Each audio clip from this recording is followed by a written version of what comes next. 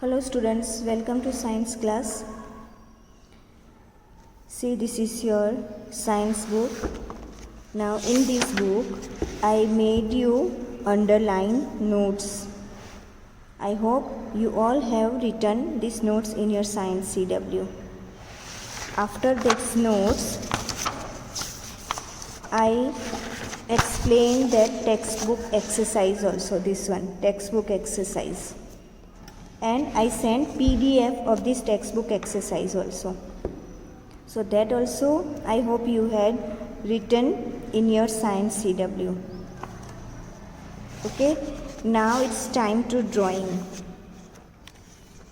See, now page number 2. On page number 2, this is the blue box is there. Cell.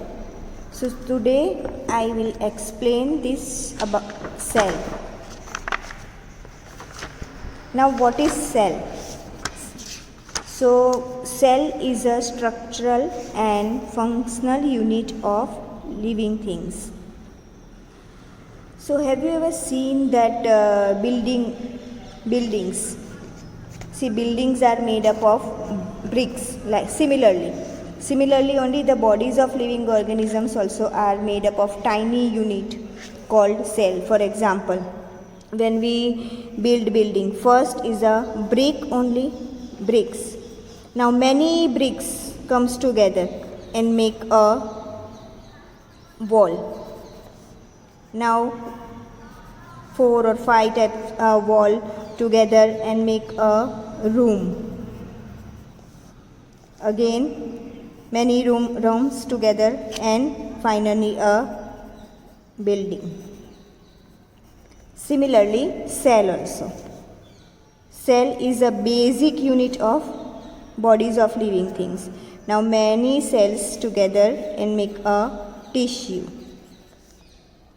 Now many tissue together and make a organ. Now many organ together and make a organ system. Now many organ systems together and finally a body. So we can say these two are same. So you can say that buildings are made up of bricks. So bricks is a smallest structural and functional unit of the building. Similarly, that cell also that structural and functional unit of the body of living organisms. Now these bodies of living organisms made up of tiny units called cells. Now cells are very, very tiny units that we cannot see with our naked eyes. It means cells can be seen only under a microscope. Now this cell is enclosed by a thin outer boundary. See, when we draw cell like that only, when we draw cell like this, any of shape you can draw out. See, any of shape you can draw like. See, if we draw like that cell, so what is this? This is the thin outer boundary, this one. This is the thin outer boundary. This is called cell membrane, this one. This is called cell membrane. Cell membrane. Now cells have a distinct, it means that centrally located spherical structure here. Here you can see this is spherical structure. Likewise, spherical structure is there. This is called nucleus. This is called nucleus. After that, this nucleus. Now this nucleus is surrounded like that, is surrounded by a jelly like substance. See, I am doing not that dot. This nucleus is surrounded by jelly-like substance called cytoplasm.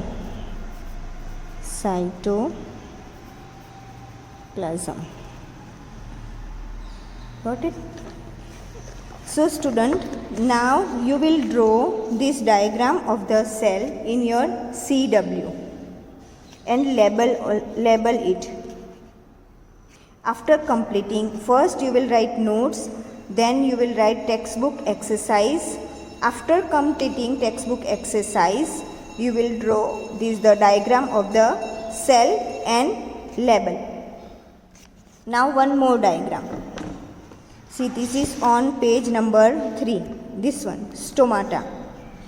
One more diagram, this is stomata. Now here again in stomata, 3 diagrams are there. A, B and C. So this way only you will draw in your book. First you will draw that leaf like that. First you will draw leaf, any kind of leaves, you know that.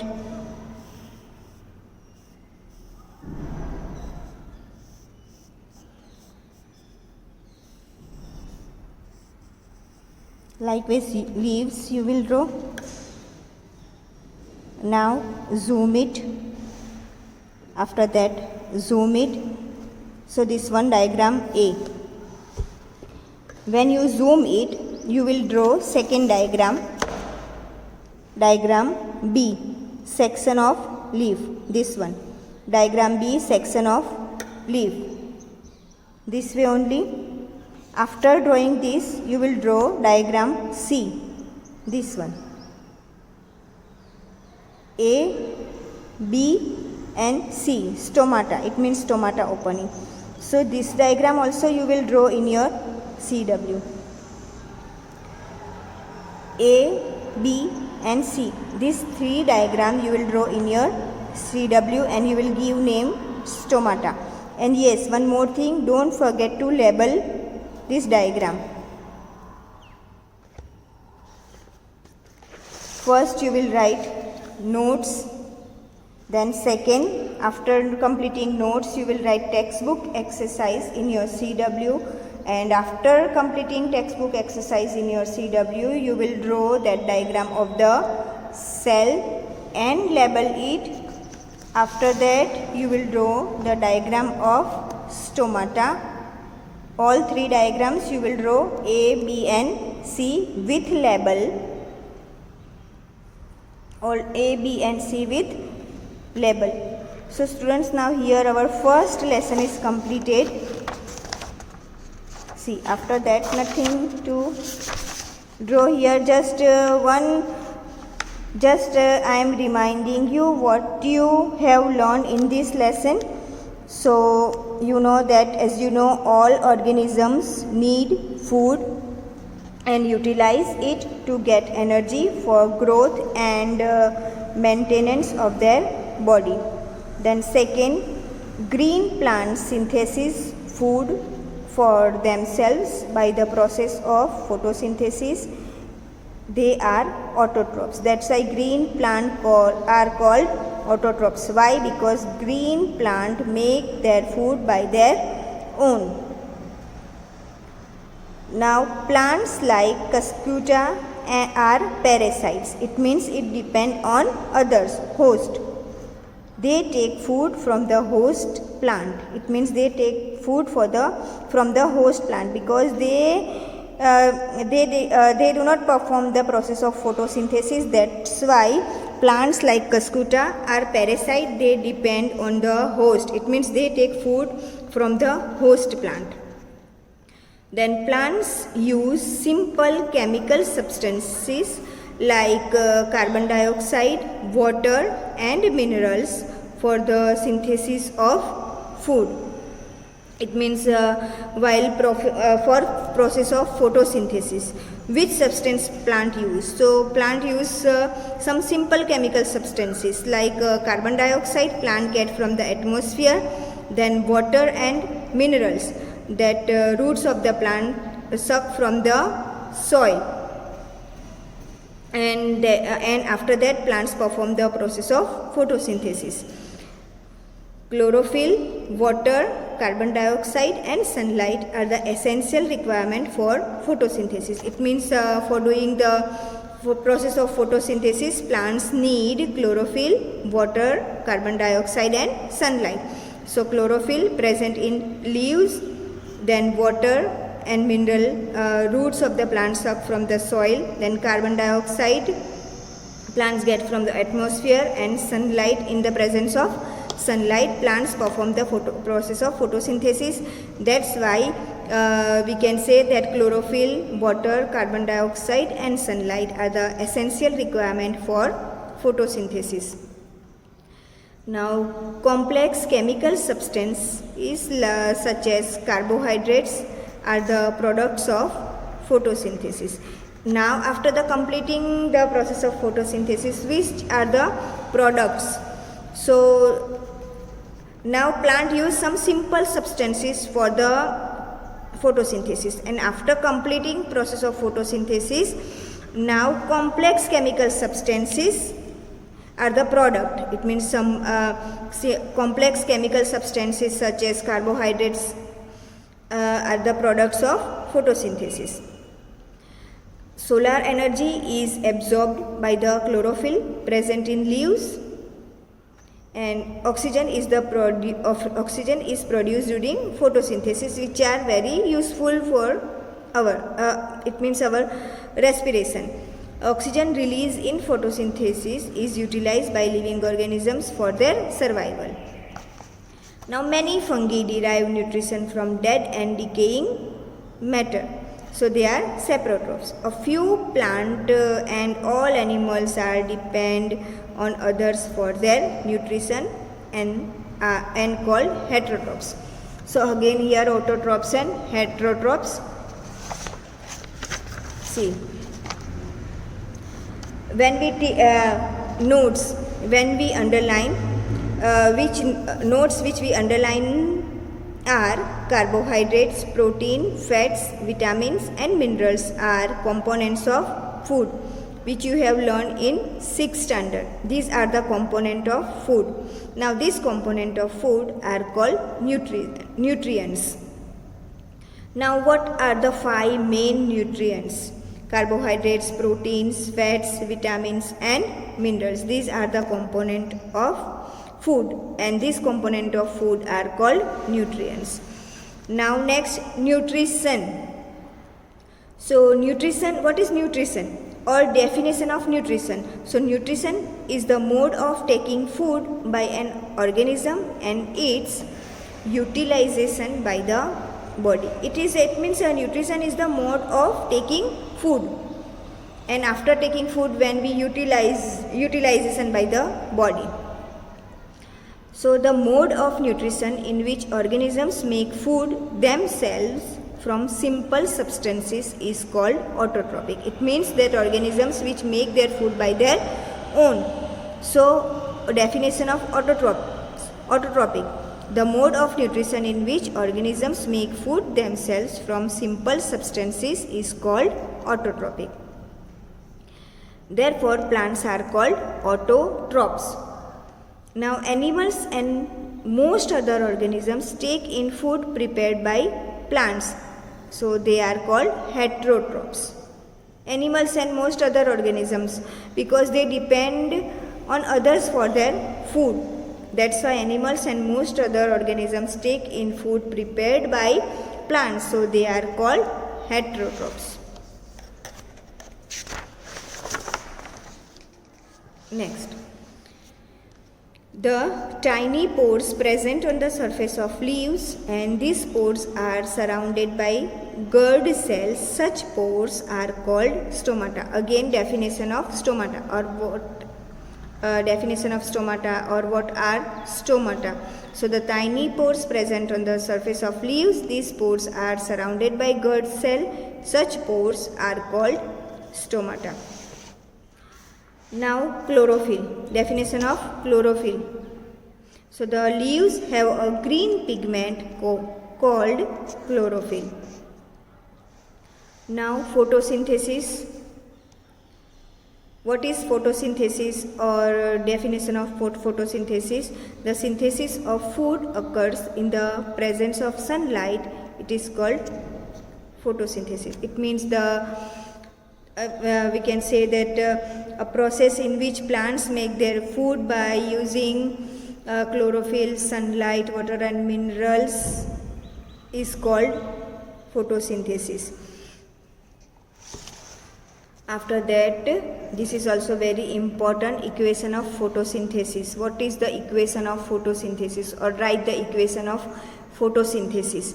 So carbon dioxide plus water in the presence of sunlight and chlorophyll gives carbohydrate plus oxygen. Next page, here, heterotrophic mode of nutrition. So like humans and animals, such plants depend on food produced by other plants. It means generally we know that plants are autotrophs. It means plants make their food by their own, but and you humans and animals are heterotrophic because they depend on others for their food. But some plants are there, they also depend on the food produced by other plants. It means they also use the heterotrophic mode of nutrition.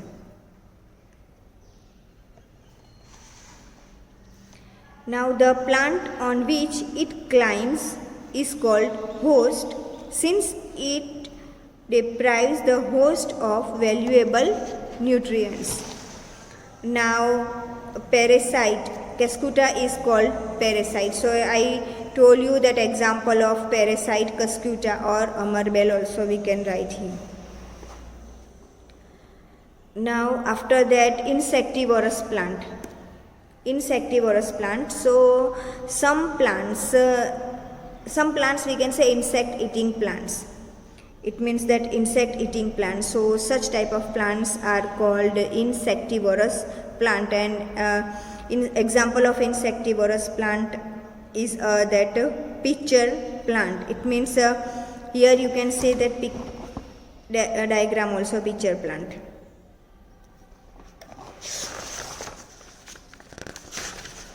Now one more here,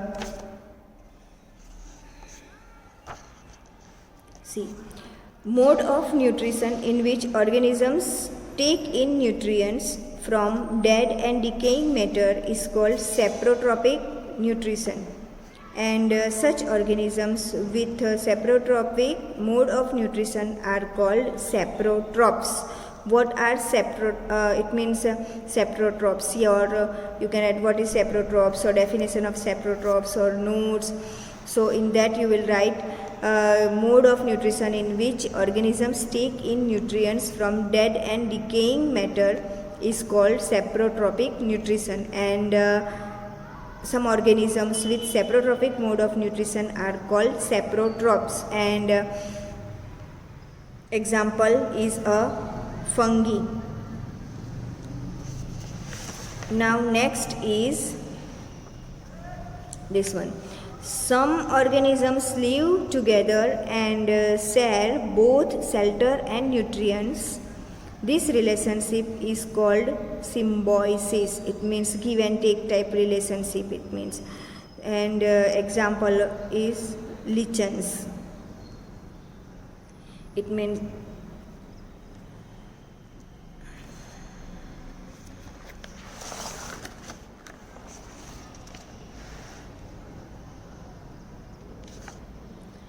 okay students, so here that our lesson is over. I hope you understood this lesson. So still if you have any doubt, any query, you can write in comment box or go through the video twice for better understanding.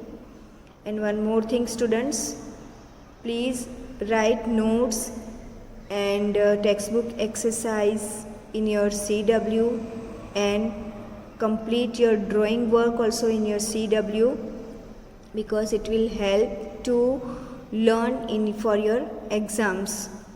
So we'll meet you soon with new lesson with new lesson. Till then, complete your work. Thank you.